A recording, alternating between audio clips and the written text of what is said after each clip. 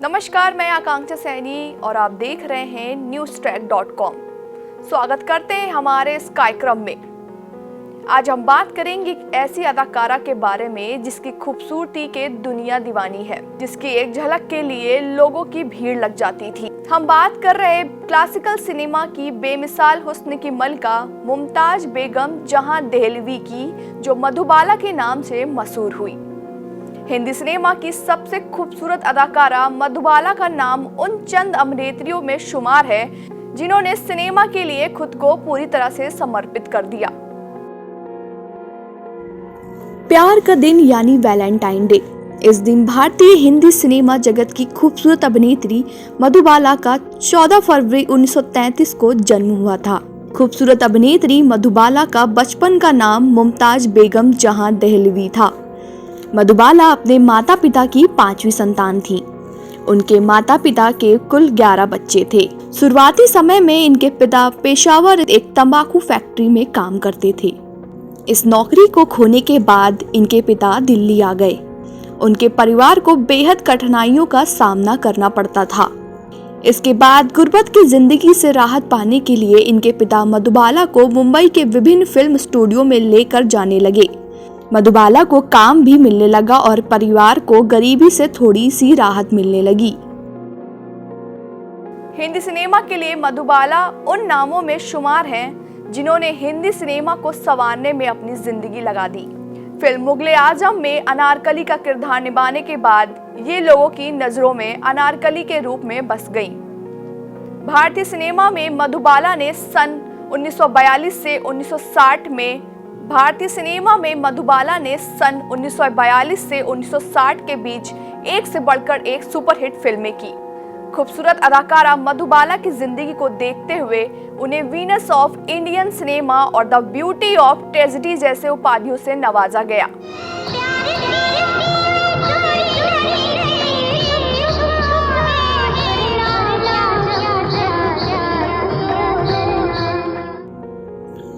खूबसूरत अदाकारा मधुबाला का बॉलीवुड में प्रवेश बेबी मुमताज के नाम से हुआ। उनकी पहली फिल्म 1942 में बसंत थी।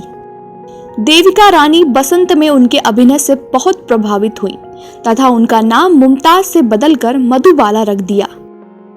उन्हें मुख्य भूमिका निभाने का पहला मौका केदार शर्मा ने अपनी फिल्म नीलकमल से दिया। इस फिल्म में उन्होंने राज कपूर के साथ अभिनय किया। इस फिल्म में उनके अभिनय के बाद उन्हें वीनस ऑफ द स्क्रीन कहा जाने लगा। इसके 2 साल बाद बॉम्बे टॉकीज की फिल्म महल में उन्होंने अभिनय किया। महल फिल्म का गाना आएगा आने वाला लोगों ने बहुत पसंद किया। उस समय के बड़े कलाकारों के साथ उनकी एक के बाद एक फिल्म आती गई और सुपरहिट होती गई। मधुबाला ने अशोक कुमार, रहमान, दिलीप कुमार, देवानंद के साथ भी काम किया। 1950 के दशक में उनकी कुछ फिल्में असफल भी हुई। इन सब के बावजूद वह कभी निराश नहीं हुई। 1958 में मधुबाला ने अपने प्रतिभा को पुनः साबित किया। इस साल आई उनकी फिल्म फागुन, हावर ब्रिज, काला पानी और चलती का नाम गाड़ी जैसी फिल्में सुपरहिट हुई। सन 1955 में मधुबाला फिल्म नाता और 1960 में फिल्म महलों के खिताबों की निर्माता रहीं। मधुबाला ने महल, अमर, मिस्टर एंड मिसेस 55, बरसात की रात, मुगले आजम आदि फिल्मों में अपनी दमदार भूमिका निभाई। मुगले आजम फिल्म में उनका अभिनय खास था। इस फिल्म में सिर्फ मधुबाला का अभिनय ही नहीं बल्कि उनकी कला के प्रति समर्पण भी देखने को मिला। इस फिल्म में अनारकली की भूमिका उनके जीवन की सबसे महत्वपूर्ण भूमिका रही। इस फिल्म की लोकप्रियता की वजह से ही इस फिल्म को सन 2004 में फिर से कलर करके पूरी दुनिया में प्रदर्शित किया गया। मधुबाला ने अपने करियर में 70 से अधिक फिल्मों में काम किया। हिंदी जगत की हुस्न की मलिका मधुबाला का लगातार गिरते स्वास्थ्य के कारण उनके फिल्मों में काम करने में काफी दिक्कतें होने लगी थी। फिर इस अदाकारा ने हार नहीं मानी और अपने अदाकारी का जलवा दिखाती रही। ये गोलियां तो तुमने माँ जी को बुखार में दी थी।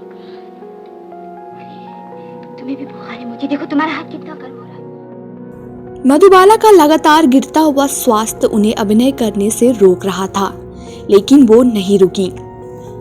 मधुबाला हृदय रोग से पीड़ित थी, जिसका पता 1950 में स्वास्थ्य परीक्षण से चला, लेकिन ये राज फिल्म इंडस्ट्री से छुपाया गया।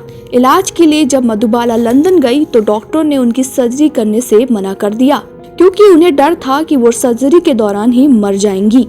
जिंदगी के अंतिम 9 साल उन्हें बिस्तर पे ही बिताने पड़े। 23 फरवरी 1963 को बीमारी की वजह से उनका स्वर्गवास हो गया। उनके मृत्यु के 2 साल बाद 1971 में उनकी एक फिल्म जिसका नाम जलवा था, दर्शकों के बीच प्रदर्शित की गई।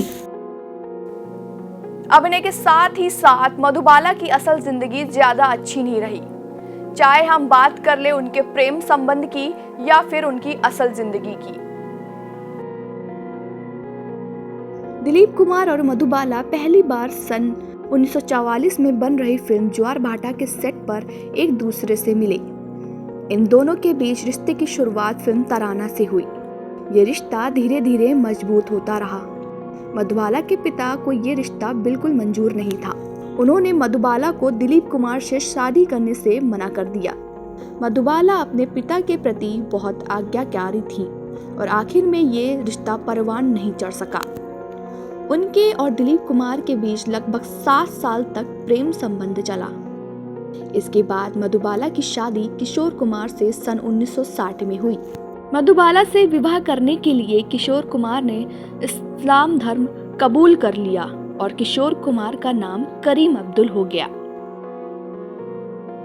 भारतीय फिल्म जगत की सबसे खूबसूरत अदाकारा मधुबाला के खूबसूरती का डंका पूरी दुनिया में बजता था। थिएटर्स आर्ट्स नाम की अमेरिकी मैगजीन ने मधुबाला को the biggest star in the world के खिताब से नवाजा था। देखते देखते हिंदी सिनेमा का यह सितारा डूब गया। मधुबाला जैसी महान अदाकारा को हम हमेशा याद करेंगे।